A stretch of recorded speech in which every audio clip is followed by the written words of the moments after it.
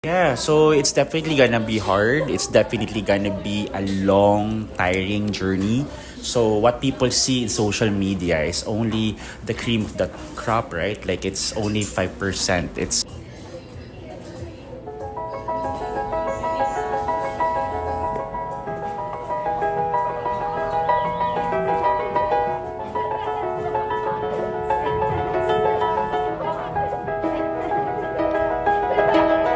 那时的你我 Sitting in the car, listening to blunt 左边每个角落只有你和我不需要多说笑得那么快乐 Hello guys, I'm Luan Daniel Mendoza, the creator of Grand Journal, and for today's video, we will be interviewing the owner of Soul Good Cafe and Noah Eve Aesthetic Center.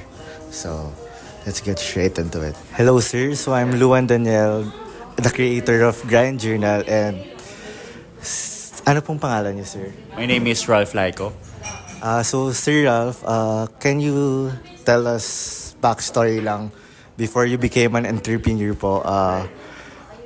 Sino po si Ralph and ano po yung nag-inspired sa'yo para maging isang entrepreneur po?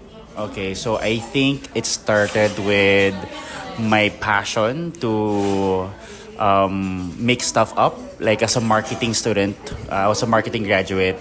I really wanted to build stuff. I started with Nestle as an employee for a few months, but after that, I've always known that I wanted to be an entrepreneur. So I became an entrepreneur, and then I think I was inspired by my dad. Kasi my dad is a entrepreneur from scratch.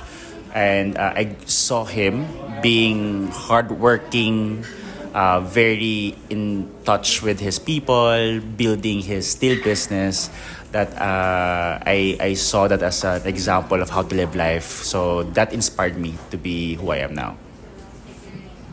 So sir, kailan mo na-realize na you're built for an entrepreneurship po? Like, what point in your life na na-realize mo na you're a businessman? Right. I think when you don't think that this is an entrepreneurship game and you're in the game of providing value to people, that this becomes a legitimate business. Kasi the point of a business is to provide value, to create a product or a service that can help delight your customers. In exchange, they pay you for it. So that's what business entrepreneurship is about. And also it's about spotting opportunities where people don't see. And I think when you're able to make that scalable, when you're able to make that sustainable, you have a business. So sir, how long are you in the industry po? I think around, halata na, no? So it's around 15 years, maybe 14 years. It's been a long time since I've been an entrepreneur. But I remember when I was 12 pa lang, bata pa lang ako, nagbenta na ako ng candy sa harapan ng bahay namin. So parang bata pa lang ako, wala na akong hiya. And I think for the longest time, walang hiya, being, putting myself out there helped me in my journey. So sir, for the 15 years in the industry, ano sa tingin mo yung biggest challenge mo as a businessman? I think one of my biggest challenges is that I'm an entrepreneur, but not necessarily a businessman. So those are two different things, right? So when you're an entrepreneur, you're the one who see opportunities and you create a business around that. But when you're a businessman, that deals a lot with operations, with making strong decisions. So if there's something I really learned that really helped me go from point A to point B and really make the company big is if you have a partner. So I work with my co-founder, which is my sister, who's amazing in operations. So I'm the one in marketing, she's the one in operations. And it's about building together, focusing on where I'm great at, focusing on where she's great at, that we're able to make the company bigger. So sir, alam naman natin na starting out a business is really hard, especially for younger entrepreneurs. Yeah. So sa tingin mo, paano mo na-overcome yung jitters ng pagiging newbie sa game? So can you give us, can you share your experience with that po? Yeah, so it's definitely gonna be hard. It's definitely gonna be a long, tiring journey. So what people see in social media is only the cream of the crop, right? Like it's only 5%. It's the only time that they can breathe when they get interviewed and they tell how their journey is. That source of validation is only 5%, but the 95% is that daily monotonous work sometimes of just working, building with your team. No, I think if I can, I can inspire a young person to really do what they want to do is they have to fall in love first about why they're doing what they're doing. Kasi if it's just to put up a business or to be viral or to be rich, it will be a very short gas. Hindi siya pang matagalan. No? So you have to love what you do, number one. And number two, you have to really be in it for the long game. So others kasi kapag mahirap na hindi na nila ginagawa. So I think entrepreneurship is a sprint.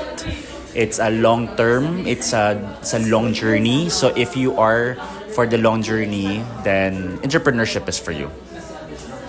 So sir, alam natin na maraming aspiring entrepreneurs, sir. So, and sobrang dami nyo sa industry na to, like food industry po. Yeah.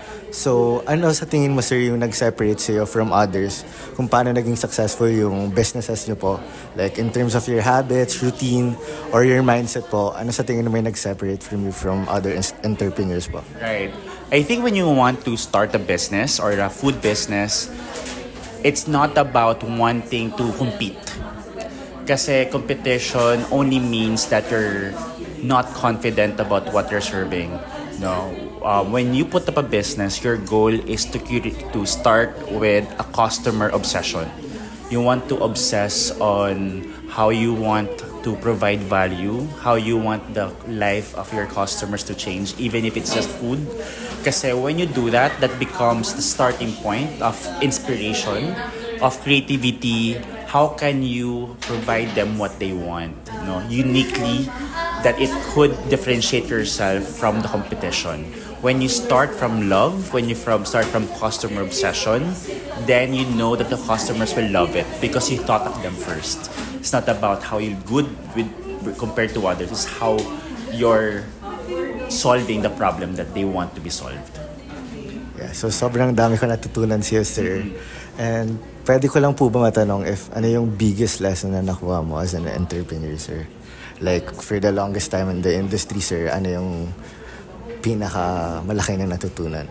Yeah, I think, people will always say the hard solutions or the hard advice.